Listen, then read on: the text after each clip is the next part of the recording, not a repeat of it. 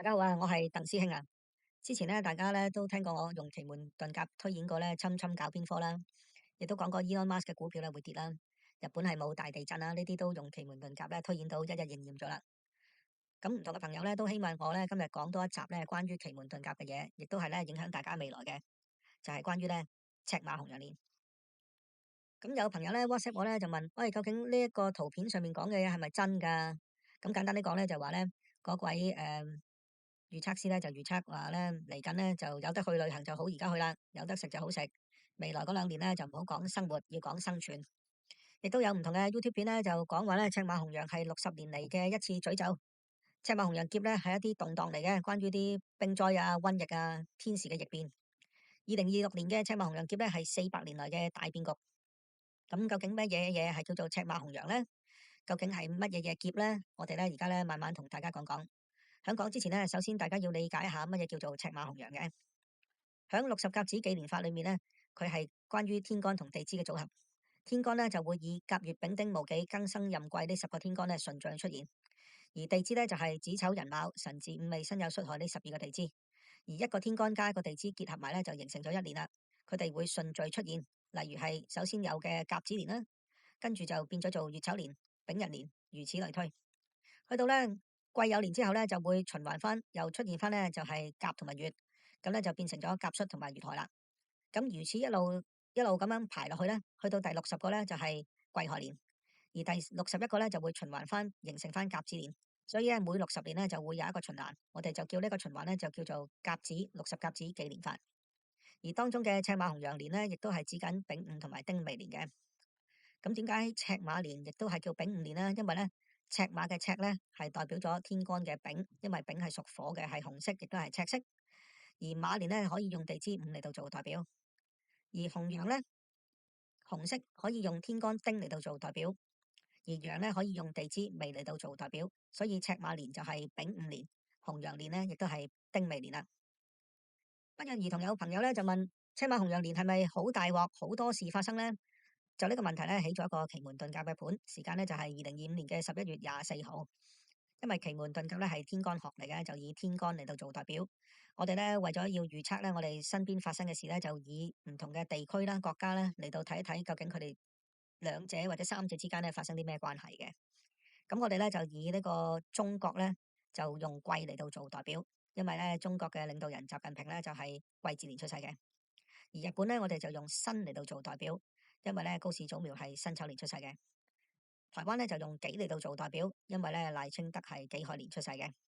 而香港咧我哋就用丁嚟到做代表，因為咧李家超咧就係丁酉年出世嘅。好啦，咁我哋咧首先咧就講講中國啦，以天干癸嚟到做代表，而佢處於一個宮位咧就係屬於巽宮，係屬木嘅。響巽宮嘅癸咧，我哋叫佢做棘刑。棘刑嘅意思咧，即是話咧代表咗一啲好辛苦啊、好艱難嘅狀態。無論未來嗰2年係領導人又好，或者中國又好咧，都處於一個比較辛苦同埋艱難嘅狀態。咁咧就啲事咧就比較麻煩啲啦。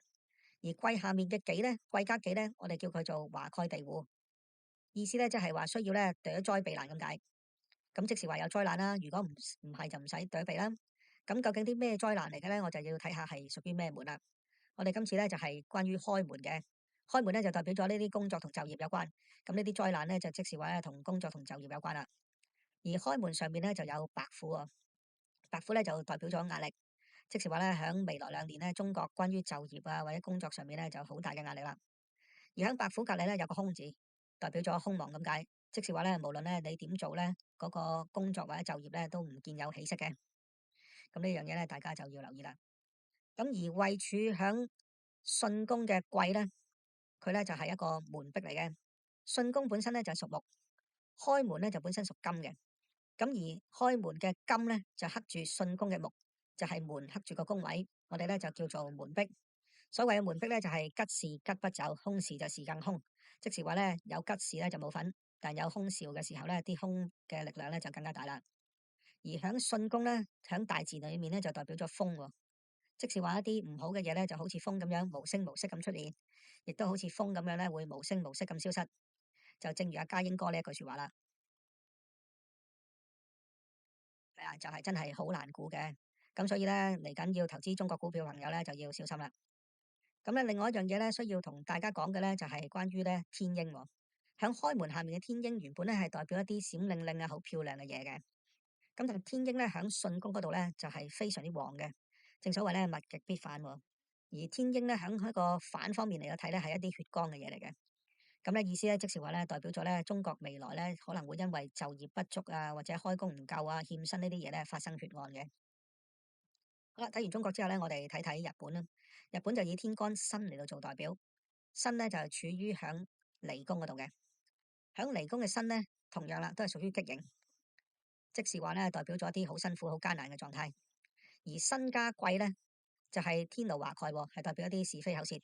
你見近排咧就係日本嘅領導人咧講咗句唔啱聽嘅説話咧，就搞到咧滿城風雨啦。咁你知嚟緊呢2年咧都係會有呢啲咁嘅情況出現。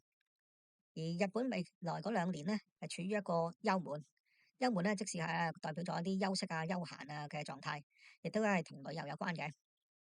咁啊，仲有六合啦，休門上面嘅六合咧，代表咗咧日本咧會未來同唔同嘅國家咧就係合作啦，就做一啲無論係旅遊又好啊，或者係做一啲買賣都好啦，都係會同人合作，唔會自己嚟嘅。嗱，咁啊，仲要睇睇咧，休門下面咧有一個咧係天瑞，天瑞星咧係代表一啲病毒咁解，所以嚟緊呢2年咧就要去日本朋友注意啦，就好多呢啲流行性嘅傳染病，要大家小心啦。咁亦都係咧，幽門咧係屬水嘅，而佢處於嘅咧就係離宮，離宮係屬火嘅。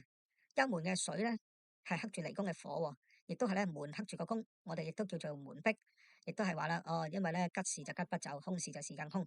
好彩咧就係咧，響日本呢個幽門裏面咧冇乜嘢特別衰嘅，除咗呢啲流行性病之外咧，就冇其他特別嘢，所以咧都係講緊咧旅遊發展咧就唔會好賺大錢，但係咧就是非爭吵咧就不斷嘅。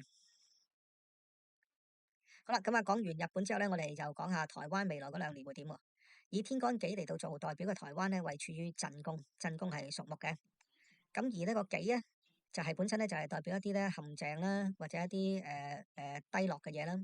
咁而呢個紀加庚咧，就係刑格反明，即是話咩咧？就係有一啲陷阱啦，就係一啲阻隔咧，就會要小心留意啦。因為咧自己如果主動出擊的話咧，就會跌咗落個陷阱度，俾人陷害啦咁樣樣。呢個咧就係無論台灣嘅領導人又好，或者台灣本身咧個格局都好，都要小心嘅刑格反明。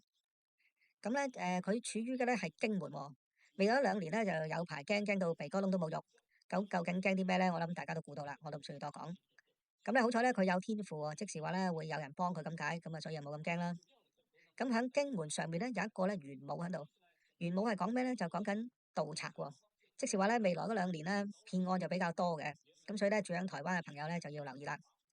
咁啊喺玄武隔離咧有個空字喎，代表咗空亡咁解，即是話咧乜都冇。咁咧就係經門裡面有空亡啦，即是話佢所驚嘅嘢咧其實都係虛驚一場嚟嘅。好啦，講完台灣就講下香港啦。香港就以天干丁嚟到做代表啦。咁佢處於咧就係坎宮，坎宮咧就屬水嘅。好啦，丁自己本身咧就係講緊一啲火嘅嘢啦。如果丁加壬咧係一個合格嚟喎，唔係話考試合格嗰隻，係話咧天干10天干裏面咧有5個合嘅。丁同壬自己本身咧就會黐埋一齊，即係好似磁石嘅南北兩極咁樣黐住咗之後咧，就代表咗咧啲嘢發展咧就會比較慢一啲。咁咧就正如呢幅圖啦，就好似喺十字路口咁，究竟行左好啊，定係行右好咧？諗嚟諗去，度嚟度去咧，都唔係好進展嘅。好啦，咁位處係喺景門啦，景門係代表飲食啦，代表喜慶嗰啲嘢啦，即是話未來2年咧都係推廣緊一啲城市旅遊啊、無處不旅遊啊、飲飲食食呢啲經濟活動啦。仲有咧就係景門下面嘅天任喎，天任咧就代表咗咧任勞任怨啦，代表咗長遠發展咁解，即是話咧未來呢啲城市經濟啊、無處不旅遊呢啲咧都係一啲主要嘅發展格局嚟啦。喺景門上面咧就有九天喎，九天係咩意思咧？就係呢一樣嘢啦，唔需要急，最緊要快。九天係代表快咁解嘅。咁除咗咧代表咗快之外咧，九天亦都代表咗天空喎。喺九天之外咧，即係喺啲雲外面咧，亦都代表咗香港咧會嚟緊咧發展一啲低空經濟喎。咁但係咧要留意一樣嘢啦，景門本身咧就屬火嘅，而佢處於嘅宮位坎宮咧就屬水嘅。今次咧就調翻轉啦，屬水嘅坎宮咧就克住咧屬火嘅景門。今次咧就係宮克住個門，所以咧就叫宮壁。宮壁咧就比門壁咧更加差嘅，就代表咗咧啲嘢咧就係唔會發展得好好啦。比較衰啲啦，無論點搞都好咧，都搞唔起嘅。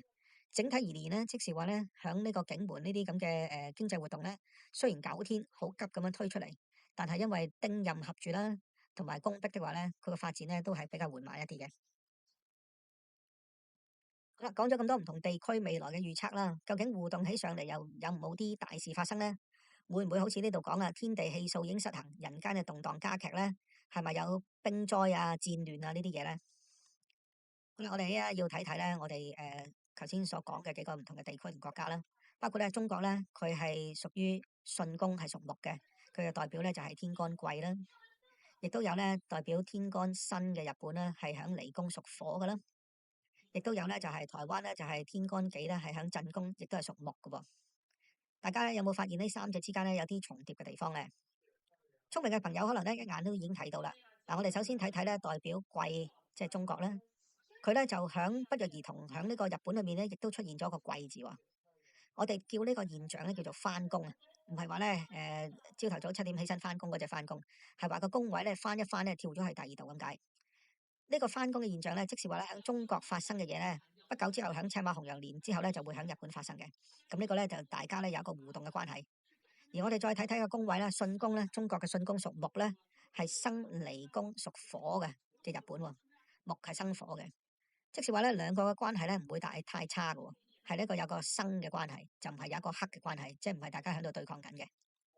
我哋再睇睇咧，以己嚟到做代表嘅台灣啦。台灣呢個天干己咧，亦都咁啱得咁巧咧，喺中國嗰度出現喎，亦都係咧有一個翻工嘅現象喎。咁啊，亦都咧，我哋睇睇個宮位方面咧，台灣咧震宮係屬木嘅，而中國咧巽宮亦都係屬木嘅喎。咦？咁即時話大家咧就 friend 底嚟喎，應該咧出現戰爭嘅機會咧就唔大啦。咁點解大家咁 friend 底咧？我諗咧就如果唔明嘅朋友咧，就請大家啱啱睇翻剛才咧講台灣幾家庚嗰段咧，就應該揾到答案啦。咁由春秋時期開始，即係公元前嘅770年，到最近期嘅一個赤馬紅羊年1966年呢，總共有42個赤馬紅羊年，而當中咧大概咧約略咧有45%咧，即係少過一半咧，就同天災同埋朝代變更有關嘅。紅圈圈起嘅部分咧，就係一啲咧關於災難啦，同埋呢一啲朝代更迭相關嘅部分，包括咧就有1126年咧嘅大家都知嘅靖康之變啦。金兵咧就攻破咗北宋，擄走咗宋徽宗、宋欽宗同埋一啲大臣啊、平民百姓啊，咁啊北宋就滅亡咗啦。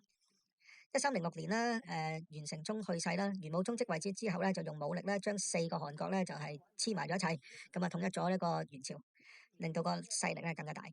1366年呢，朱元璋咧就係滅咗元朝，第2年咧就稱帝，就係元朝明朝嘅開始啦。仲有咧就係呢個1426年啦。明宣宗咧平定咗漢王朱高煦嘅叛亂啦。1606年啦，明朝嘅內閣黨爭咧都係同一啲戰爭有關啦。1786年呢，就係雍正年間啦，就台灣就發生咗大規模嘅民變啦。1846年嘅鴉片戰爭啦。1906年嘅香港同廣東省嘅地區咧就係有啲風災啦。